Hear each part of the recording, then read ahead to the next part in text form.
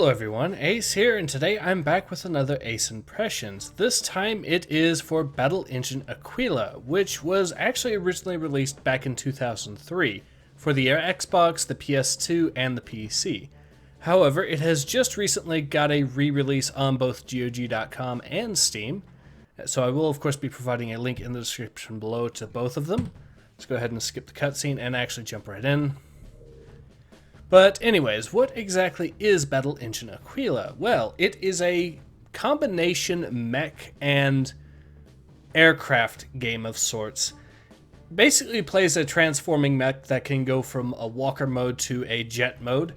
And you also of course play the entire game in first person. Now, and also by the way, I should mention you have a massive army to help out and of course fight off a massive enemy army.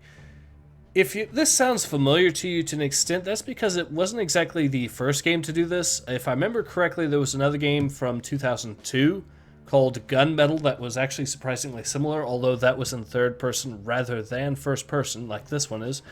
But it does have some interesting options here. Well, actually, let's show you one of the things that is really interesting. You'll notice there's a player 1 and player 2 controller setup you can set up if you want, and there's a reason for that. Because all the versions of Battle Engine Aquila, as far as I can tell, actually offer split-screen multiplayer. Yeah, so you do have to set up player 2 controls to actually access it, but it includes co-op as well as competitive modes, which is actually rather interesting. Anyways, let's go ahead and get into this, and I'll show you. I've only played a little bit of this so far, but of course I've had the game in the past, so this is a bit of an unusual Ace Impressions because this is a game I've played before a little bit. But yeah, basically you've got branching paths here, although this is basically the same mission, and you unlock the more advanced mission here by getting S ranks on either of these to do that. And you have, of course, multiple branching paths and all that sort of good stuff. But anyways, let's go ahead and jump right into one of these missions, shall we? And I'll show you exactly how the game plays. So we've got the BEA Unit 01 Pulsar. This is going to be what we'll be using. We've got Pulse Cannon, Vulcan Cannon, and Grenade for the Walker mode, as well as Micro Missiles and Vulcan Cannon for the Jet mode. Let's go ahead and give it a shot.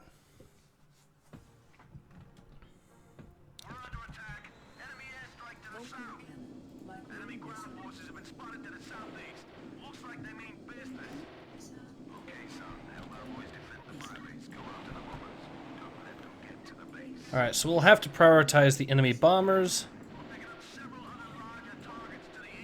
Got one. Got two. This is just the last one left, apparently.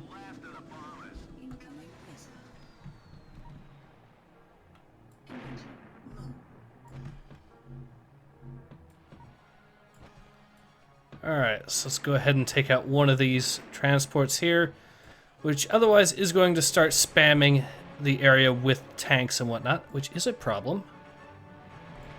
By the way, to actually get an S rank, you have to complete the secondary objective as well, which can be extremely tricky to do in this particular game. It's really all about prioritizing specific targets and whatnot. So on that subject, let's go ahead and also take out these things. Maybe I can actually get an S rank on this, who knows. Okay, so that guy's dead. Ow. Now, you do have regenerating health and all that, but it's also your fuel in jet mode, so that is a bit of a problem, of course.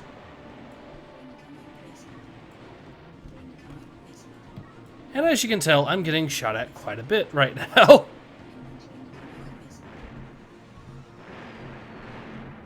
Ouch. Alright, well at least I've managed to make it back onto the ground. So the tanks are shooting at me, but I am able to, of course, fire back and deal with them. Problem is these jets here. Missiles all over the place.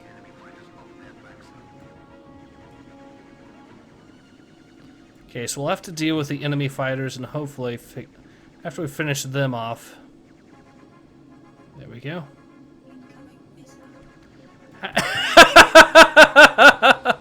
Oh dear. Just all those missiles. Yeah, I think, at least for this first mission, it's obviously been a while since I played this, but I'm pretty sure for this first branching path, it's just a hard mode, basically. But that's fine. I'm having a blast. So I'll just delete this transport. You can actually charge the energy weapon here up, which is what I'm doing. And it augments, which does that. I believe it activates after you fire it a certain amount of time, so that's always good.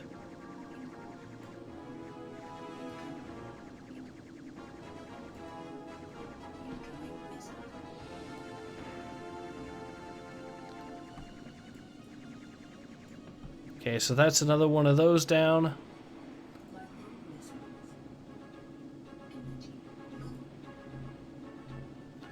I can just get over there and hit him. There we go. We've run out of energy, so we'll just go into walker mode. Ow, oops.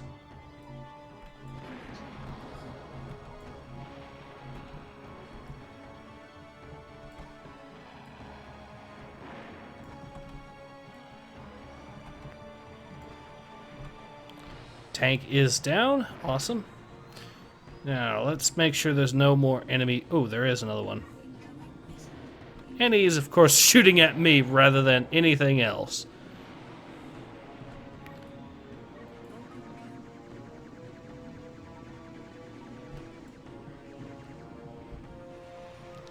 Alright, I think the time's come to use some grenades.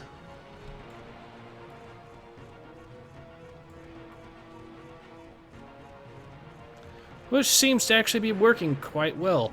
And it got augmented, so it's going to work even better now.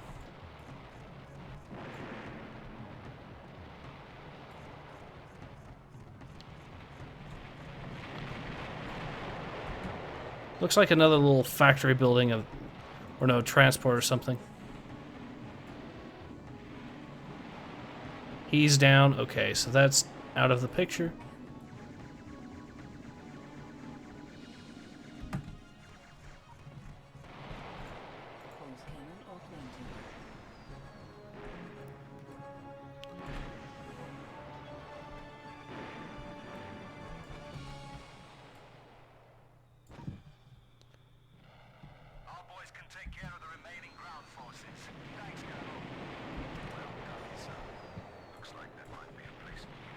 Is that the enemy? No, it's not. Where are they? Well, we still got a D, I guess, because we did not take out all the enemies. There's one dude left or something like that. But that's okay. Anyways, though, that does show you how the game runs, and it is pretty fun. Let's actually do one more, maybe. We'll just do the previous mission, Interception, which we get access to the prototype, which does not have the grenade, but that's fine. And you, by the way, unlock multiple variants. I believe one variant, for example, even has a cloaking device of some sort as a special ability, which is nice.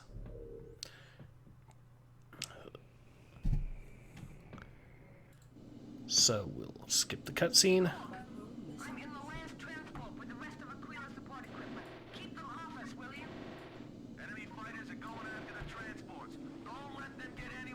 We have to delete these fighter planes here. We can just take them all out real quick.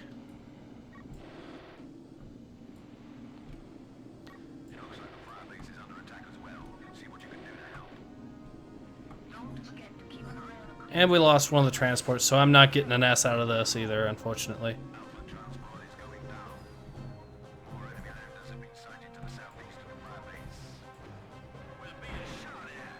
Well, I can take out this last guy. There we go. And you do have to make sure to hit the air brakes when you're landing like this, otherwise you will take fall damage. But once these transports here are down, this little flank will... There we go.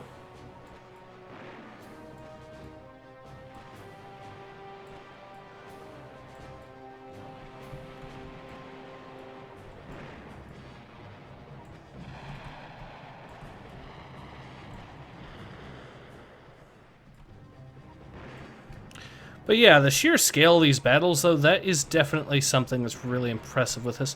Although the sound effects are admittedly pretty stock, but that's fine. Actually, let's just use the Vulcan cannon to deal with that. Because I want to save the pulsar, or the pulse cannon, for something juicy. So, a whole bunch of transports, which presumably means a whole bunch of tanks. That sounds like a promising target. You know, for the age also this came out. Alright, so as I was saying, when this game came out, the visuals for, I think this was January of 2003 for perspective, so this was really right at the beginning of 2003 when this first came out. Which I think is important because it shows that in that context, the graphics aren't actually all that bad at all. The trees look nice, for example. Let's go ahead and deal with these guys.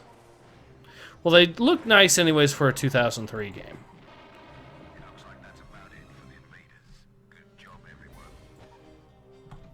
Yep, that's going to be a B or a C or a D or something like that.